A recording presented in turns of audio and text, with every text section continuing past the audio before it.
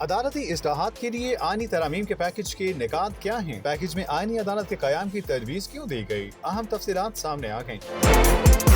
हुकूमती ज़राए का कहना है कि पहले तो आईनी तरमीमी बिल सुप्रीम कोर्ट के चीफ जस्टिस के रिटायरमेंट की उम्र में 3 बरस के इजाफे से मुतालिक था, मगर पीपल्स पार्टी खासतौर पर मौलाना फजल रहमान की जानिब से इख्तियार किए गए मौक़िफ़ के बायस अब आईनी तरमीमी बिल को वसी किया जा रहा है। हुकूमती ज़राए के मुताबिक मौलाना फजल रहमान आईनी कोर्ट के क़याम की हिमायत कर रहे हैं, इसलिए आईनी तरमीमी बिल में आईनी कोर्ट के क़याम की तजवीज़ शामिल करने पर गौर किया जा रहा है। ज़राए का कहना है कि पीपल्स पार्टी और मुस्लिम लीग नून के दरमियान मिसाक जमहूरियत मुआहदे में आईनी मामलात के लिए आईनी कोर्ट के क़याम की शिक भी शामिल थी। आईनी अदालत के लिए अलग चीफ जस्टिस की तैनाती की तजवीज़ भी ज़ेर गौर है। नई अदालत का मकसद आईनी मुकदमात और मफाद आमा के मुकदमात को अलग अलग करके अदालत उज़्मा पर बोझ कम करना बताया जाता है। वज़ीर-ए-आज़म के मुशीर कानून कानूनी अमूर बैरिस्टर अकील मलिक ने मीडिया से गुफ्तगू में कहा कि हुकूमत नेक नियति के साथ अदालती इस्लाहात के लिए पूरी तरह तैयार। इन इस्लाहात के जरिए अदालती निज़ाम मज़ीद मजबूत होगा। इन इस्लाहात के हवाले से तमाम इत्तेहादी जमातों को ऑन बोर्ड लिया है। जमीयत उलमा इस्लाम JUIF के रहनुमा मौलाना फजल रहमान ने इन इस्लाहात के हवाले से काबिल कदर इनपुट दिया, जिनका ख्याल रखा जाएगा। आईनी तरमीम में सुप्रीम कोर्ट और हाई कोर्ट में जजेस की तैनाती के हवाले से पार्लिमानी कमेटी को बाइख्तियार बनाने के लिए तरमीम भी शामिल करने पर गौर किया जा रहा है। ज़राए के मुताबिक आईनी अदालत में आइन के आर्टिकल 184, 185 और 186 से मुतालिक दरखास्तों की समाअत होगी। आईनी अदालत की तश्कील में 4 सूबों और वफाक की जजेस की नुमाइंदगी तजवीज़ भी ज़ेर गौर है। आईनी अदालत में सूबों की जानिब से आइन की तशरीह के मामलात भी ज़ेर गौर आ सकेंगे। मफाद आमा के दीगर केसेस मौजूदा सुप्रीम कोर्ट में सुने जाएंगे, जबकि आईनी अदालत आईनी दरखास्तों की समाअत करेगी। आईनी अदालत 5 रुकनी बनाने की